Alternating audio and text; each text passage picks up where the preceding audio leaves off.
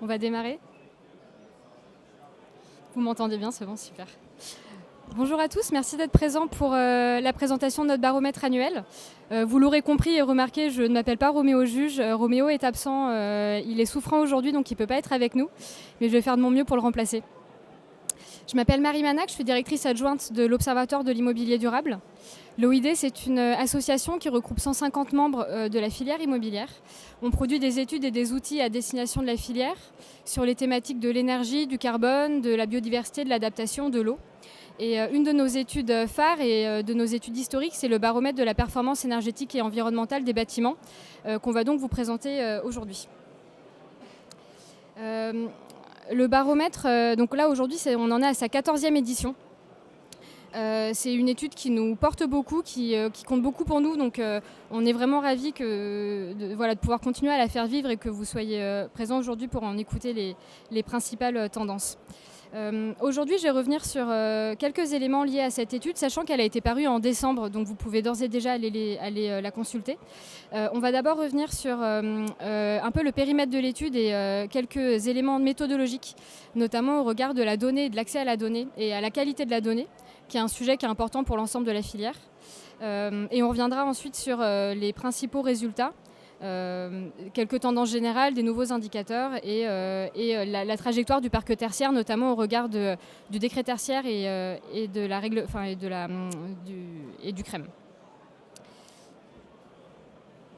Je dois m'habituer.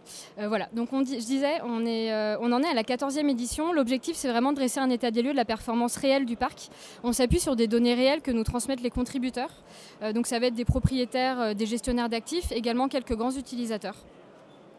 On publie sur un périmètre européen et un périmètre français donc des indicateurs liés à l'énergie, aux émissions de gaz à effet de serre, à l'eau et aux déchets. Et notre méthodologie est alignée avec le décret tertiaire. Elle est entièrement transparente, elle est disponible. En fait, vous pouvez vous pouvez lire notre méthodologie en même temps que le baromètre. Et elle est auditée tous les ans, ce qui fait que les résultats qu'on vous présente aujourd'hui sont vraiment des résultats fiables et audités par un tiers indépendant. On voulait démarrer par faire un petit pas de côté sur le sujet de la donnée, l'accès à la donnée et la qualité de la donnée. Je le disais, on en est à la 14e édition du baromètre. C'est une étude historique qui évolue beaucoup. Là, vous avez par exemple l'évolution du nombre de contributeurs en histogramme et l'évolution des surfaces transmises en courbe orange. On a un nombre de contributeurs qui ne fait qu'augmenter. Cette année, on en est à 53 contributeurs qui nous ont transmis 65 millions de mètres carrés. Donc c'est conséquent. On en est ravis, ça montre non seulement que les acteurs continuent à croire à l'intérêt de ces études et à partager leurs données pour le bien de la filière, mais également qu'ils ont une meilleure connaissance de leur parc et une meilleure accessibilité à leurs données, ce qui est évidemment très encourageant pour l'ensemble de la filière. Mais quantité ne veut pas forcément dire qualité de la donnée et on a également tout un cycle de vérification qu'on vous partage ici. Une fois qu'on collecte la donnée de la part de nos contributeurs, on a tout un système d'alerte qui est réalisé avec un contrôle qualité qui fait qu'on va demander à nos contributeurs de corriger leurs données et c'est seulement après avoir fait un deuxième cycle de contrôle qualité qu'on crée les indicateurs sur lesquels l'étude est basée et qu'on audite avant de les publier. Donc on a vraiment ce cycle de contrôle qui est assez rigoureux, d'autant qu'on l'améliore, en fait, on est de plus en plus exigeant d'année en année. À la fin, la publication des indicateurs, ce qui n'est pas indiqué ici, c'est qu'on produit un benchmark indépendant pour chacun des contributeurs qu'on a, ce qui leur permet de comparer la performance de leur parc à la performance du parc que l'on suit. Si on regarde, là, on voulait également faire un point sur la proportion de bâtiments du coup, à données exploitables. Une fois passés tous ces contrôles qualité, on ne récupère qu'une partie des données transmises. En l'occurrence, vous avez ici donc, le nombre, en pourcentage le nombre de bâtiments qu'on nous transmet, qu'on conserve après contrôle qualité. En énergie, donc 53% des bâtiments, en eau 29% et en données déchets 11%. Ce qui est un indicateur également de la matérialité de ces enjeux pour les acteurs de l'immobilier. L'énergie étant beaucoup plus matérielle pour les acteurs, on a des données beaucoup plus précises qui passent davantage ces contrôles qualité. On a également essayé de voir comment est-ce que cette qualité évoluait en fonction des années. Là, on a pris uniquement une cohorte de 22 contributeurs qui sont des contributeurs qui contribuent au BPE depuis 2022. Ce qu'on voit, c'est que pour l'ensemble de ces données, donc énergie, carbone, eau et déchets, on a une note après contrôle qualité qui s'améliore. Quand bien même, je vous le disais tout à l'heure, nos contrôles qualité, eux, sont de plus en plus rigoureux. Donc ce que ça dit, c'est qu'on a bien une qualité qui est une donnée qui est de plus en plus qualitative, et ce qui, encore une fois, démontre l'intérêt des acteurs pour le secteur et ce qui est très encourageant. Plus de données et des données de meilleure qualité, ça fait qu'on arrive à avoir une vision du parc beaucoup plus détaillée. Ici, on vous a remis uniquement la surface sur laquelle on produit nos indicateurs, donc uniquement la surface qui passe les contrôles qualité avec les différentes typologies d'actifs. Ce qu'on voit de manière assez évidente, c'est qu'on a une vision qui est beaucoup plus détaillée, ce qui nous permet aussi de produire des nouveaux indicateurs, et je reviendrai dessus juste après. Et on voit également l'impact positif de la réglementation, notamment du décret tertiaire, qui a poussé les acteurs à être beaucoup plus précis, à beaucoup mieux connaître leur parc, et ainsi à nous transmettre des données, encore une fois, plus qualitatives et de manière plus nombreuse. Voilà, donc les quelques nouveautés pour le baromètre de cette année que vous pourrez retrouver dans l'étude qui a déjà été publiée, c'est qu'on a pu publier une nouvelle typologie d'indicateurs pour les commerces de détail. Jusqu'ici, on ne s'intéressait qu'aux parties communes des centres commerciaux parce qu'en fait, on avait de la donnée que sur ces actifs-là. Aujourd'hui, on est capable d'être plus précis sur les commerces. On a également pu faire une segmentation plus précise sur la logistique, j'y reviendrai tout à l'heure, sur les hôpitaux et cliniques. Notre baromètre contient également une analyse détaillée sur les certifications environnementales, l'impact énergétique, la corrélation entre la performance énergétique des bâtiments au regard du nombre de certifications. Et on a également pu étendre notre périmètre européen, notamment avec des indicateurs propres aux bureaux en Allemagne et aux hôtels au Royaume-Uni. Donc je ne m'attarderai pas là-dessus aujourd'hui, je vais vraiment me concentrer sur les indicateurs énergie-carbone en France. Mais encore une fois, vous aurez accès à tout cela dans notre étude. On va passer du coup aux résultats de l'étude en tant que telle. Une petite précision méthodologique, là les chiffres qu'on va vous montrer, c'est l'évolution de la consommation moyenne d'un bâtiment moyen du parc en énergie finale et pour la plupart du temps corrigée du climat. En fait, on va préciser quand est-ce qu'on corrige des variations climatiques ou non. Et par ailleurs, chaque année, on recalcule les années antérieures selon un périmètre, pour prendre en compte le fait que le périmètre de nos indicateurs varie et du coup pour avoir des variations comparables.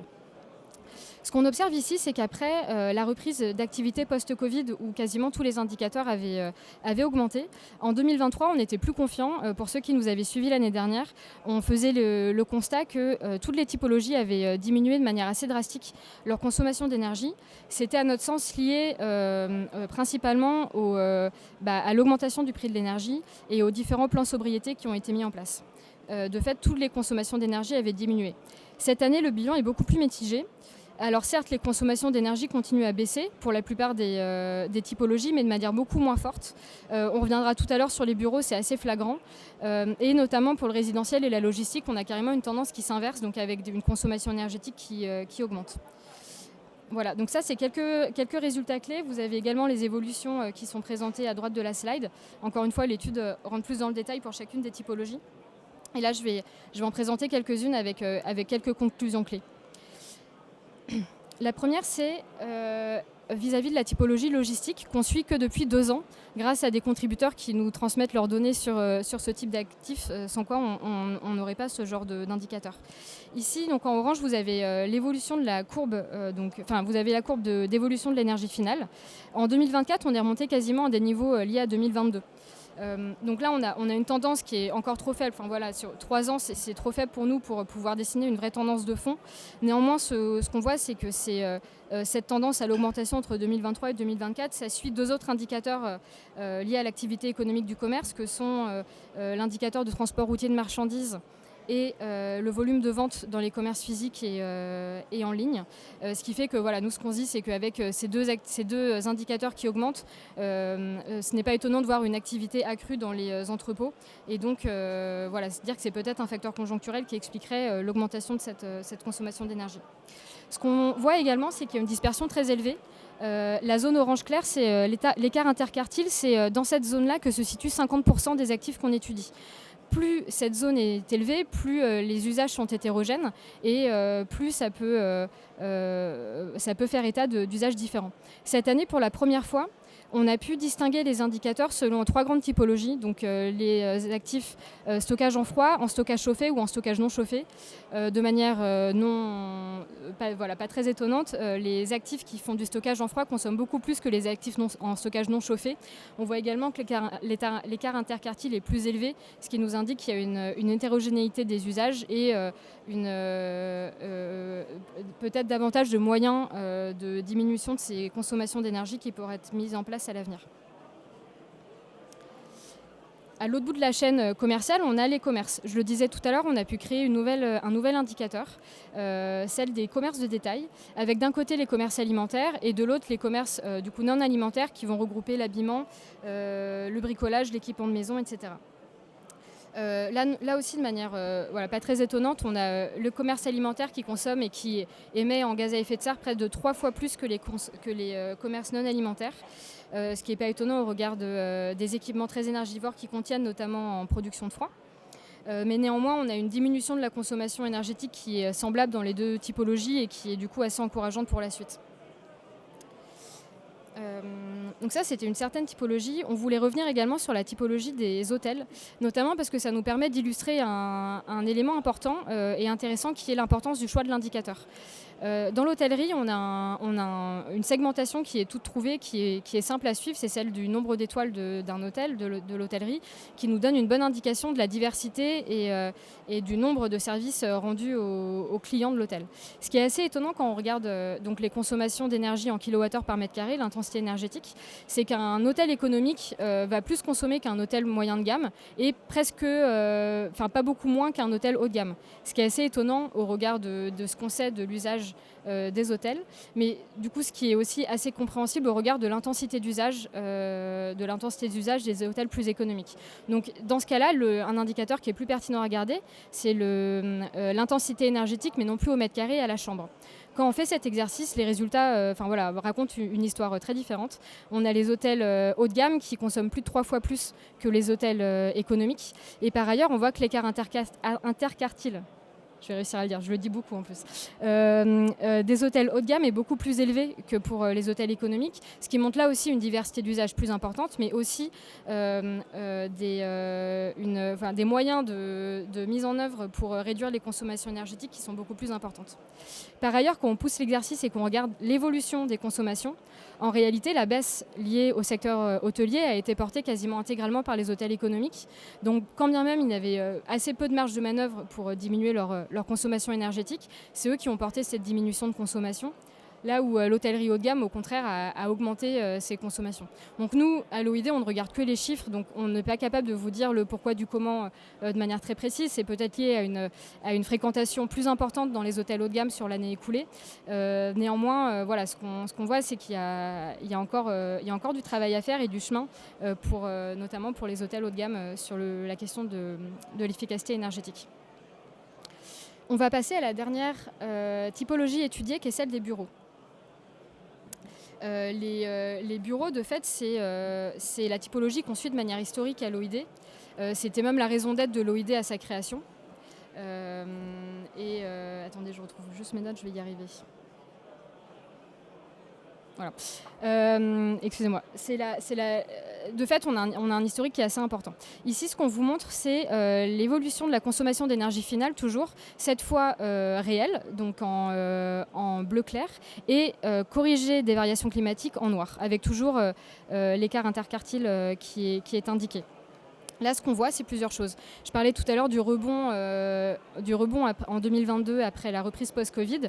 C'est pas quelque chose qu'on a vu en consommation réelle, parce qu'en réalité, on a eu un climat plus doux entre 2021 et 2022, ce qui fait que si on avait été à climat constant, en réalité, on aurait eu une consommation quasi constante. En 2022-2023, en revanche, on a eu une vraie baisse de consommation d'énergie. Là, peu importe si on ajuste des variations climatiques ou non. Et sur la dernière année, du coup, on a une consommation d'énergie qui a été... cette baisse, en fait, c'est largement ralenti. En réel, on est à moins 1,6, alors qu'on était à moins 6 l'année précédente. Et en corrigé des variations climatiques, on est à moins 0,7. Donc en réalité, si on a réussi à moins consommer l'année dernière, c'est en grande partie, en fait, pour moitié, parce qu'on a eu un climat plus doux sur l'année qui s'est écoulée. Ça, c'est donc, ça vous montre l'évolution année après année. Si on regarde les évolutions sur les 15 dernières années, en moyenne, on était à moins 1,5 par an. Ce qui fait que là, aujourd'hui, on estime qu'on a 2 fois moins consommé sur l'année précédente que pour les 15 dernières années. On a fait 2 fois moins d'efforts en réalité sur l'année qui vient de s'écouler. Évidemment, nous, quand on regarde ces résultats, et c'est des questions qu'on nous pose, c'est est-ce qu'on va réussir à atteindre les objectifs, notamment liés à la réglementation et liés au décret tertiaire. Donc on a fait l'exercice en plaçant en bleu la moyenne de consommation des bureaux sur le parc que l'on étudie à l'OID, et avec les losanges, les objectifs poussés par le décret tertiaire sur la base d'une année de référence entre 2010 et 2019. On a également fait cet exercice, donc là c'est vraiment le parc de bureaux étudié par l'OID. On a fait cet exercice avec les données statistiques produites par le ministère, avec l'intégralité du parc tertiaire. Donc cette fois-ci, pas qu'avec nos données à nous, mais avec l'intégralité du parc tertiaire. Ce qu'on voit sur les années précédentes, donc avant 2024, c'est que les 2 courbes se superposent quasiment. Donc ça nous donne quand même une bonne indication sur le fait que le parc de bureaux suivi par l'OID est un bon proxy du parc tertiaire national. On fait ni mieux ni moins bien, mais en tout cas, ça nous donne une bonne indication. Dans les 2 cas, on a suivi jusqu'à 2050 la moyenne de diminution des consommations d'énergie qu'on a fait sur les dernières décennies. Donc en l'occurrence pour la courbe pour la courbe bleue, noire en fait, les deux sont équivalents, moins 1,5% par an. Ce qui est assez évident quand on regarde cette courbe, c'est qu'on n'y est pas, on reste assez éloigné des objectifs liés au décret tertiaire. En 2024, on a à peu près fait la moitié du chemin par rapport à l'objectif 2040. On est à peu près à moins 20% par rapport au moins 40% de 2030. Et en réalité, il faudrait qu'on double nos efforts, qu'on arrive à moins 3% de diminution des consommations d'énergie par an, plutôt que les moins 1,5% qu'on voit ici. Avec un climat plus doux, peut-être qu'on arrivera encore à diminuer ses consommations d'énergie, mais il faut pas, on ne veut pas s'attendre à ce climat plus doux pour redoubler d'efforts. Par ailleurs, l'exercice qui est présenté ici et qui était présenté jusqu'ici, c'était uniquement sur l'intensité énergétique, donc en kilowattheure par mètre carré. Le moins 1,5% qu'on vous présente, c'est vraiment sur la partie sobriété, efficacité énergétique. Quand on prend également en compte l'augmentation du parc, donc avec la création de surfaces nouvelles, c'est la courbe au pointillé qui apparaît ici, qui correspond encore une fois aux données nationales. En réalité, on voit que la moitié des efforts qu'on produit en efficacité ou sobriété énergétique est rattrapée par la construction et l'augmentation du parc tertiaire. Donc en réalité, en complément de tous les efforts qu'on fait sur l'aspect sobriété, efficacité énergétique, il faudrait qu'on double à nouveau les efforts sur la partie plutôt accroissement du parc et sobriété foncière et immobilière pour réussir réellement à atteindre nos objectifs de décret tertiaire, non pas à l'échelle d'un bâtiment, mais à l'échelle de l'ensemble du parc national, qui reste quand même notre objectif commun à l'échelle de la filière. Bon, le décret tertiaire, vous connaissez bien, et c'est un des indicateurs qu'on regarde évidemment sur l'aspect atténuation. Le deuxième, c'est notamment l'aspect trajectoire de décarbonation avec l'outil CREM que vous connaissez bien, qui est l'outil le plus utilisé par les acteurs de l'immobilier pour comparer la performance de leur parc au regard d'une trajectoire carbone qui est alignée avec les accords de Paris. Concrètement, ça permet d'identifier dans son parc quels sont les actifs qui sont alignés ou non avec cette trajectoire et à partir de quelle année est-ce qu'on dépasse ces objectifs, est-ce qu'on a un actif échoué ou non. Concrètement, ça revient à dire qu'il ne faut pas dépasser une certaine trajectoire CREM. En l'occurrence, celle qui est indiquée ici, c'est celle qui correspond à l'objectif 1,5 degré. On a à nouveau fait l'exercice, on a repris tous nos indicateurs, on a repris la méthodologie CREM, pour afficher du coup les émissions réelles, donc cette fois pas corrigées du climat, du parc que l'on étudie à l'OID, qui correspond à la courbe bleue. Et ensuite on a fait 2 scénarios, un peu simples, mais c'était pour avoir un ordre de grandeur. Le premier, c'est de dire, si on conserve cette consommation 2024 et qu'on n'applique qu'une décarbonation du mix énergétique des réseaux de chaux ou de notre mix énergétique électrique national, on arriverait à notre parc français tertiaire qui serait en moyenne échoué à l'année 2032. Si on applique dans un deuxième scénario une diminution de consommation qui correspond à les moins 1,5% que je vous ai montré tout à l'heure, en réalité on ne fait que augmenter de 3 ans cette limite de temps. Ce que ça nous dit et ce qu'on sait déjà au regard de la trajectoire CRREM, c'est que la décennie 2030 va être vraiment décisive pour le parc immobilier. C'est vraiment dans cette décennie-là qu'on va avoir la plupart de nos actifs qui vont être échoués.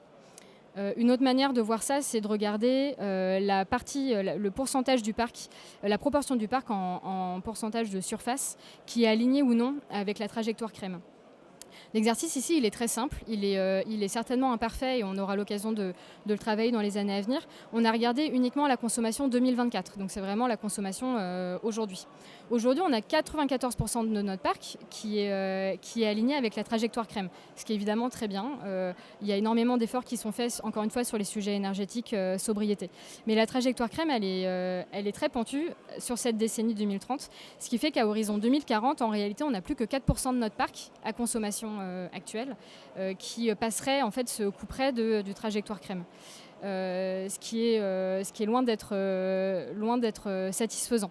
Évidemment, comme je le disais, l'histoire elle n'est pas complète. On est sur consommation constante. On ne prend pas en compte la décarbonation d'un mix énergétique autre. On ne prend pas en compte le fait qu'on peut avoir des bâtiments qui sortent des énergies fossiles, qu'on va mettre en place davantage de solutions d'efficacité ou de sobriété énergétique. Mais encore une fois, là, on ne parle pas, on parle que de l'intensité carbone et pas du carbone en général. Et donc, encore une fois, en parlant de sobriété foncière, il faudra encore plus faire d'efforts que ce qui est présenté ici. Voilà, j'en ai fini. Là, vous verrez quelques conclusions et encore une fois, on vous invite à lire notre étude. J'aimerais juste peut-être finir sur un mot. Ce qu'on vous présente ici, c'est vraiment un panorama à date et c'est un panorama uniquement basé sur des chiffres. On sait bien que la réalité de la filière, elle est beaucoup plus complexe. On voit notamment avec notre baromètre de l'immobilier responsable, qui est notre autre baromètre annuel, que les acteurs font des efforts. Donc on sait que tous ici dans la salle, vous faites beaucoup d'efforts pour améliorer la situation. Néanmoins, on sait que c'est important aussi de vous partager des chiffres qui restent réels malgré tout pour partir d'un état des lieux commun voilà, pour pouvoir se projeter dans la suite. Un dernier mot, merci beaucoup à nos contributeurs. Si parmi vous, vous souhaitez contribuer soit avec vos données, soit avec les données de vos clients, si vous gérez des parcs ou faites des projets, on est preneur, on a vraiment besoin de ces données pour être de plus en plus précis et pertinents. Et l'étude est accessible en ligne. Merci beaucoup.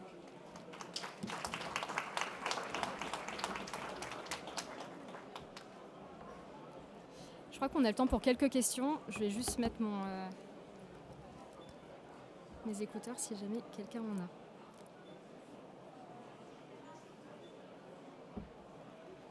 Ou pas, je vous ai fait fuir avec mes chiffres. On est disponible de toute façon si vous souhaitez venir nous voir, que ce soit pour notre baromètre, pour contribuer, si vous voulez plus d'informations sur les activités de l'association, nos activités de formation, etc. On est disponible pour vous voir. Merci beaucoup.